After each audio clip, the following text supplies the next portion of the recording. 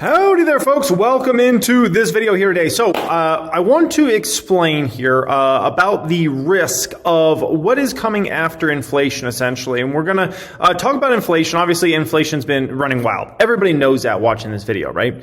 But I think it's very important to understand kind of what's coming next. And I think that's one of the things I always try to do with my channel is break down a very complicated subject as simply as possible and let you guys know what's going to be the discussion 3 months from now, 6 months from now. And I definitely see this playing out. And it definitely is a risk to a lot of businesses out there. And like I said, I'm going to try to break this down so like my 7-year-old could understand a complicated subject and broken down as easily as possible. Hope you guys enjoy this as always. Let me know if you enjoy a video like this where we kind of dive into something a little more, I would call it niche than a usual subject. So obviously inflation numbers came out awful, right? Tuesday's inflation data showed consumer prices rose 8.5% in March from the previous year, the highest level since 1981.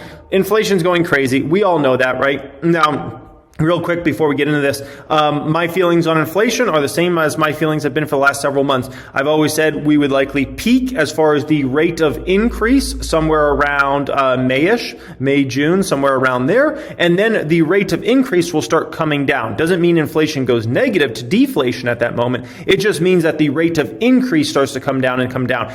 And I think I'll end up being correct on that. We'll have to see how obviously that plays out, but I think I'll end up being correct. And the rate of increase will continue to decrease and decrease. Then what's going to be coming is a discussion as the rate of increase decreases more and more and more. What's going to be the interesting discussion is then there's going to be talk of deflation, which is the subject we're getting into in this video. And I want to try to break down as simply as possible, which I think is going to be a very interesting subject because we haven't talked about that in a long time. Okay. So let's say, I have a product, service, whatever, right? But let's just say it's a product that I'm trying to sell. And let's say I can't sell this dang product, right? And I'm a business owner. Well, I usually have two things at my disposal that I can do, right? One is I can increase the marketing for that product. So I can put ads out there. I could try to get more customers to that product and those sorts of things, right? The second thing is I could drop price. And for 99.9% of businesses out there, those are the two options companies have, right? Not every company's Apple and has an iPhone that, people just, if, it breaks, they buy a new one and a new one and a new one and a new one, right? Very few businesses are like that, and that's why Apple's a multi-trillion-dollar company and most companies aren't, right? So those are the two options for you if you can't sell this thing that your business has, right? You either have to increase marketing or you have to drop price. Now, some companies like to try to increase marketing, right? And what a lot of companies find is, it's a lot harder to, increase customers through marketing. You have to be very, very strategic and very, very good at what you're doing.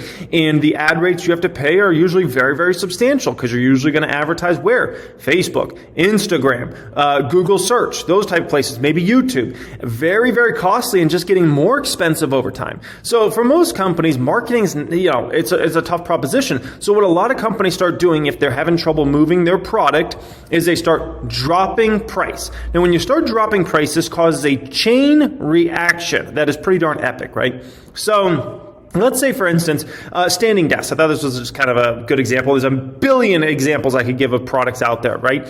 But this was just a good example, right? Standing desks, probably a very popular thing for the last 2 years as, everybody had to be home. Work from home was obviously a big thing, right? Now, all of a sudden, we're hearing about a lot of companies going back to the office, those sorts of things. But I'm sure standing desks was like a massive deal from probably about April 2020 through about January of this year, right? I'm sure if you sold standing desks, it was a great business model. So let's say this is me, right? And I'm selling my standing desks, which honestly, these things don't differentiate very much. So let's say I'm selling my standing desk for $270, right? And I may make a nice little profit margin of whatever on that, $50 or, whatever, right? After all the shipping and everything that goes into that and, returns. Because remember, when you're running a business, you have a lot of issues that can come up and problems that can eat into profits, right? So there I am selling my desk for $270. But the problem is, now this guy, he just dropped his desk to $249. So now he's undercutting me, right? And he's got this $30 coupon. So I'm like, crap. Okay, great. This guy's undercutting. This guy's now undercutting. He's going $239 for his product. This guy's undercutting. He's going $249, which looks like the same company, just a different product here. They got a $15 off coupon for theirs. This guy's way undercutting everybody. They got a limited time deal. They're really trying to move product to $188, right? And then this guy, he's so dang greedy that he's taken out an ad, a sponsored ad on this, plus he's got this. So he's increasing his marketing and he's dropping his prices, right? So that guy's really getting hammered when it comes to margins, but he's trying to move product any way possible, right? And if he can just make a few bucks, he's just trying to sell his dang inventory, right? And so there I am. What am I going to do in this situation? Well, I could try to increase marketing and probably won't get a good ROI on that, right? Or I have to join this and I have to drop price as well. Now, the problem is I'm going to have to likely drop even more than these guys, right? Because this guy's taking out ad space. If I don't want to take out ad space, I want to get customers to me, I might have to drop to $239, right? So which means now I'm in a situation where my profit margin on this product is now insanely thin. From I had a healthy profit margin to a profit margin that's very much decreased now. And my business just isn't going to make as much money. And if this keeps going on like this, right, next thing you know, I could start losing money to sell product, right? Because at some point in time, everybody that's competing in this, they just keep dropping prices. And that's the issue as you get into, right? And I want to explain this kind of in detail here, but the more this company drops price, the more this guy has to drop price. And the more this guy drops price, the more this guy has to drop price. And so you get in this chain reaction where you start to become a price war, right? And like I said, for a company like maybe an Apple or something like that, a very specialized company that has proprietary technology and, decades of branding behind them and all those sorts of things, they don't necessarily have to fight this war, but for most businesses, they are not that sort of company. So if they get into a price battle with this other company, it can get ugly real fast. Otherwise, you lose market share to these other companies. Remember Uber and Lyft for a long time had a price war going against them, right? Where they can constantly compete it. Both companies lost a fortune because they were competing on price, right? And Uber wanted to undercut Lyft, and Lyft wanted to undercut Uber, and you had this kind of vicious price war between those companies. I remember when I started my real estate marketing company, I was a new kid on the block, and I probably wasn't as good as the other one. So what did I have to do? The only thing I really had to compete on, other than customer service, was price. So what I did, I undercut the competition, right? And that was something that attracted me business, and I grew my business by basically being more affordable than the other guys were affordable, right? And so that's kind of what happens when you're a business, right? Now, the dangerous thing is when you start to have scarce customers, right? This leads to many various issues. This leads to a potential you got too much inventory. Because let's say last year you're selling standing desks left and right. So then you order in a ton of inventory because you're moving standing desks like crazy, right? So obviously you're probably missing out on sales. You could be missing out on Amazon ranking because you're not, you don't have enough inventory in, so you're disappointing customers. Maybe your product quality is not there, and so you just start ordering inventory like crazy, right? Well, now all of a sudden a lot of that's drying up. Now you have too much inventory that you need to get rid of, right? Which could explain why you drop price and you're doing ads on top of that, right? You got too much inventory. You need to just get rid of this, right? The discounts start to erode your profitability. As your profitability is eroded, right? And if you go from making money to losing money, then the next step that ends up having to usually happen as a company or a business is you have to start cutting jobs, right? And that's kind of a dangerous thing because next thing you know, in a time of great profits, you can add to a lot of positions that maybe aren't as necessary as you realize, especially when business drops off, right? If let's say I was selling 500 standing desks a day, right? I'm going to probably need a lot of different workers to sell those 500 standing desks a day and for all the complicated things and the customer service and the returns and all those sorts of things, right? If now I'm selling 50 a day, guess what? I don't need nearly as many people now, right? And I'm not making any money because my profits have been eroded from discounts. So now I need to cut jobs, right? And this is a situation that you can go through, and this can kind of take either months or sometimes years, depending upon the industry, where the weakest businesses, they go under. The biggest of the big dogs make it through, right? And then they emerge and they're kind of like they have a dominant market share over that market. And this usually plays out every single time in a recessionary scenario where the weakest businesses go under, they file for bankruptcy, the strongest emerge, and they start to become almost like monopolies in the industry, and then long term they get pricing power, okay? Now, I'm already starting to see some of this happen in the real world with different businesses and companies, and I want to kind of share some more in depth here on how exactly this plays out and how It's so much different than the market we've been in. So it was interesting. I got this email from this stock brokerage. I won't mention their name, essentially. But it was interesting because now this company's giving out 9 free stocks, right? And so this is a company that was probably getting massive amounts of new customers coming in there, 2019, especially 2020 and 2021, as there was lot of new market, folks in the stock market, right, that were trying out the stock market.